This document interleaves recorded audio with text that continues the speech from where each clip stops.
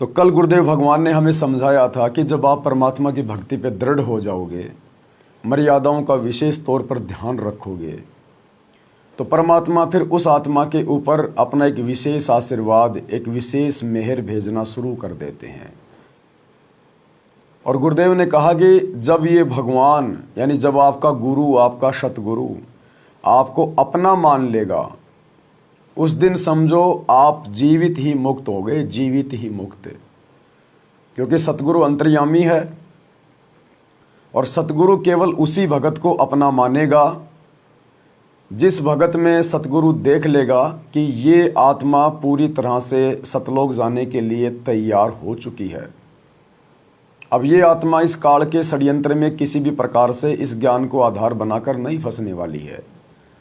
तब सतगुरु उस आत्मा के पल पल साथ हो जाता है, पल पल साए की तरह, और उस आत्मा को सतगुरु अपना मान लेता है। दीनन के जी दयाल भक्ति वृद्ध दीजियो, खाने जाद गुलाम हूँ अपना कर जानियो। सतगुरु उस आत्मा को अपना मान लेता है। तो गुरुदेव ने बताया कि जिस प्रकार परमात्मा ने सम्मन वाले आत्मा को अपना मान लिया था, अपने कब्जे में ले लिया था, क्योंकि उसने अपने सतगुरु के लिए अपने बेटे तक की कुर्बानी दे दी थी। फिर परमात्मा ने अब्राहिम सुल्तान को अपना मान लिया था, उस आत्मा को अपने कब्जे में ले लिया था, क्योंकि उसने अपने आत्म कल्याण के लिए अपना सब कुछ दांव पर लगा दिया। अपना राज्य, अपना घर परिवार, बाल बच्चे, सब कुछ परमात्मा के लिए उसने त्याग दिया। तो सतगुरु ने अब्राहिम सुल्तान को अपना मान लिया। तो इसी प्रकार भाई और बहनों, वर्तमान में हमने भी कुछ नुक्ते करके दिखाने होंगे। नुक्ता क्या होता है?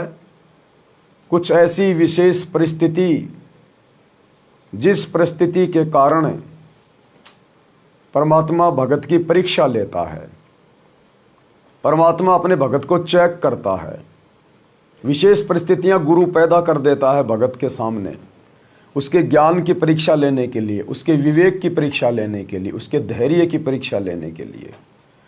और सतगुरु ये देखना चाहता है कि इन विशेष परिस्थितियों में जहां भगत के सामने धर्म संकट वाली स्थिति पैदा हो जाती है, करो या मरो वाली स्थिति पैदा हो जाती है, इस समय ये भगत क्या रास्ता अपनाएगा? मेरे ज्ञान को आधार बनाकर ये भगत अपनी नेक नीति और ईमानदारी पर रहेगा, या फिर इन परिस्थितियों से डरकर घबराकर अपने गुरु पर अविश्वास करके ये फिर काल प्रेरित कोई अन्य घटिया तरीका अपनाएगा? तो परमात्मा उस समय भगत के विश्वास की और ज्ञान की परीक्षा लेता है, जब भगत के ऊपर कभी कभार थोड़ी बहुत कोई परेशानी आती है। तो आप ये ना सोचना कि भगत के ऊपर हर परेशानी मर्यादा टूटने के कारण ही आती है। परमात्मा भी जानबूझकर अपने भगत को हल्का फुल्का परेशानी में डालता है, उसकी परीक्षा के लिए। और कौन सी समस्या मर्यादा टूटने के कारण है और कौन सी समस्या उसके गुरु के द्वारा परीक्षा लेने के लिए है, इसकी भी जांच हम कर सकते हैं। परमात्मा ने फॉर्मूला दे रखा है, सत्संगों में बता रखा है।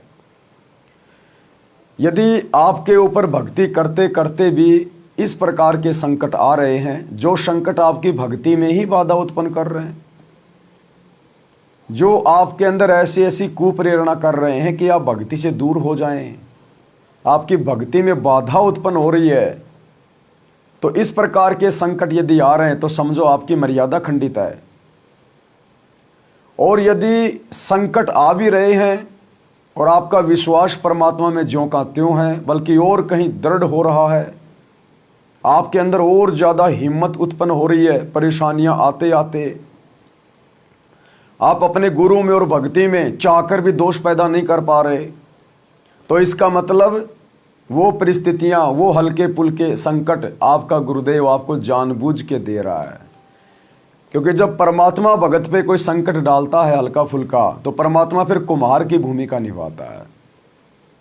जैसे कुम्हार मटके में अंदर हाथ रखता है, हाथ का सहारा देता है और ऊपर से हल्की हल्की चोट मारता है, तो यदि परमात्मा आपकी परीक्षा के लिए जानबूझकर कोई ऐसी परिस्थितियां पैदा कर रहा है जिनको हम संकट कहते हैं, दुख कहते हैं, परेशानियां कहते हैं, और यदि उस संकट के समय आपको अपनी भक्ति में कोई बाधा नज़र नहीं आ रही है, आपका विश्वास डगमग नहीं हो रहा है, तो इसका मतलब परमात्मा आपके साथ है। परमात्मा पल पल आपको सहारा दे रहा है और आपको चेक कर रहा है। परमात्मा उस परिस्थिति के माध्यम से आपको मजबूत कर रहा है, जैसे कुम्हार मटके में अंदर हाथ रख के ऊपर चोट मारता है। तो ये कुछ फॉर्मूले हैं चेक करने के कि हमारे ऊपर जो आपत्ति आ रही है वो मर्यादा टूटने के लिए आ रही है या फिर सतगुरु की तरफ से आ रही है।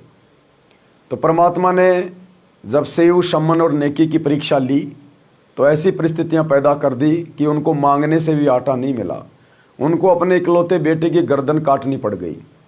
लेकिन फिर भी वो दृढ़ रहे, मजबूत रहे, टूटे नहीं। गुरु में या भक्ति में कोई दोष नहीं देखा, डगमग नहीं हुए, क्योंकि सतगुरु परीक्षा ले रहा था।